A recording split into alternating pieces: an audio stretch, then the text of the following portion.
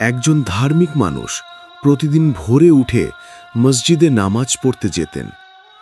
সেদিনও তিনি অজু করে বের হলেন। হাঁটতে হাঁটতে হঠাৎ কাদায় পড়ে গেলেন, কিন্তু তিনি হাল ছাড়লেন না।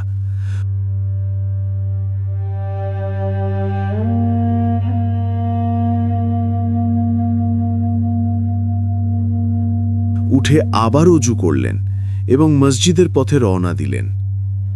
কিছু দূর যেতেই আবারও কাদায় পড়ে গেলেন, তবুও তিনি বিরক্ত হলেন না। আবার অজু করে আল্লাহর পথে চলতে থাকলেন। তৃতীয়বারও কাদায় পড়ে গেলেন, কিন্তু তার নিয়ত ছিল অটল, তিনি অবশ্যই মসজিদে যাবেন। হঠাৎ শয়তান তার সামনে উপস্থিত হল। সে নিজেই লোকটিকে ধরে মসজিদ পর্যন্ত পৌঁছে দিল।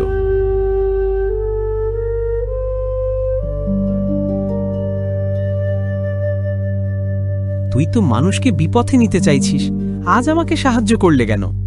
প্রথমবার পড়ার পর আল্লাহ তোর গুনাহ মাফ করলেন, দ্বিতীয়বারে তোর পরিবারকে, তৃতীয়বারে পুরো গ্রামকে।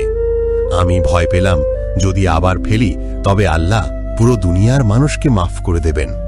যে মানুষ আল্লাহর পথে অটল থাকে, আল্লাহ তাকে এমনভাবে সাহায্য করেন যা আমরা কল্পনাও করতে পারি না।